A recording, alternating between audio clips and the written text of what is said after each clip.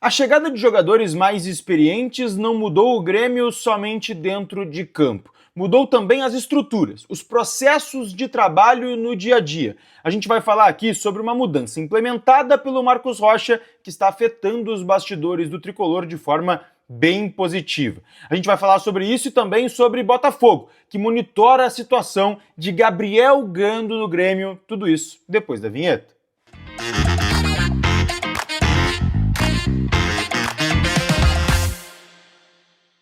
Fala gurizada, tudo bem? Eduardo Picão com vocês mais uma vez aqui no canal e antes de qualquer coisa, deixa o teu like, te inscreve, ativa as notificações, hype esse vídeo aqui embaixo, ajuda demais a gente a continuar criando conteúdo aqui no canal, tá bem?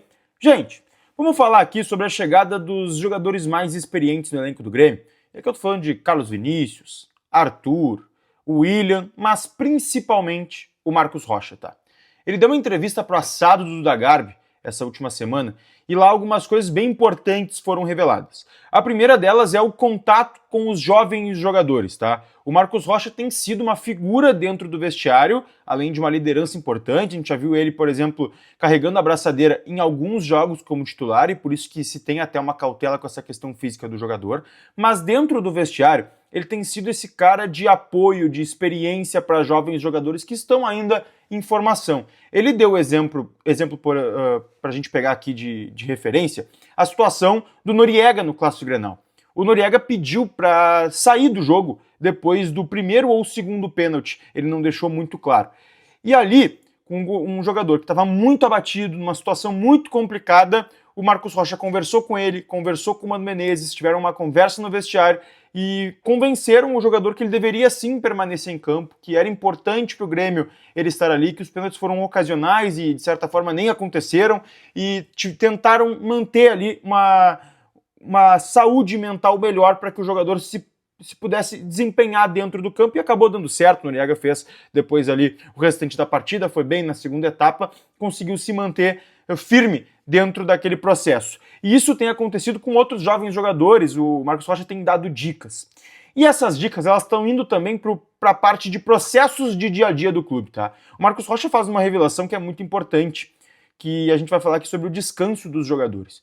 Porque no Palmeiras se adota hoje uma medida de concentração individual. Ou seja, quando o Grêmio vai para o período de concentração no Hotel de Ville, ou até mesmo fora de casa, e tem ali os seus quartos, eles ficam individuais lá no Palmeiras. Cada atleta no seu quarto. E no Grêmio não. Esse processo há muitos anos, pelo menos desde que eu cubro o clube, desde que eu acompanho também, sempre foi em duplas. Os jogadores ficam em duplas nas concentrações. Isso até antigamente no futebol era bem comum.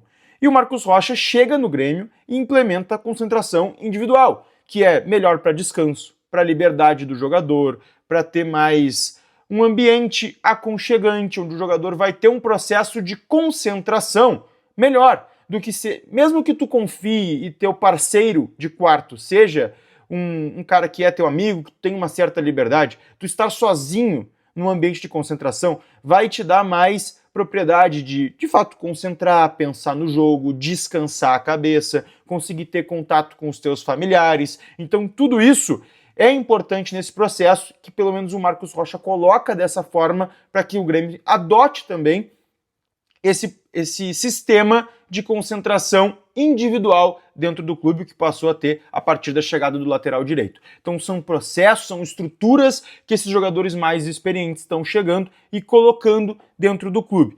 Essa medida, por exemplo, o Marcos Rocha traz e é uma medida que ela tem ali o aval do William, por exemplo, que falou sobre isso como um jogador que na Europa passa por um processo que não é igual de concentração, mas que lá quando se tem a concentração, ela também é individual e feita dessa forma. Então são coisas que ajudam demais no dia a dia, pequenos detalhes, mas quem tem uma experiência diferente, alguma coisa a agregar, acaba trazendo como uma coisa que pode ficar aí para sempre no clube, independente do técnico ou jogador que possa vir aqui.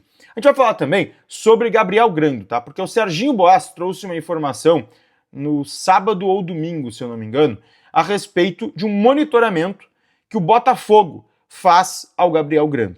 Eles perderam o goleiro Neto, que contrataram depois da saída do John para a Inglaterra, por toda a temporada. O Neto teve uma lesão, teve que passar por uma cirurgia, tá fora da temporada, ainda sem previsão de retorno.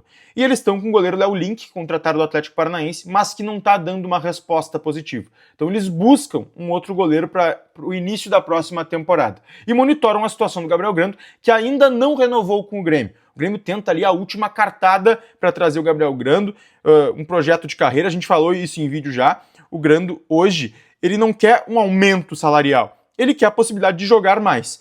Com essa situação do Volpi, as coisas mudaram um pouco, o Grando tem sido titular do Grêmio, pelo menos até o retorno do goleiro Volpi, mas o Grêmio vai usar isso para tentar renovar com o Grando. O Grêmio quer a renovação do goleiro. Quem não quer a renovação é o Gabriel Grando.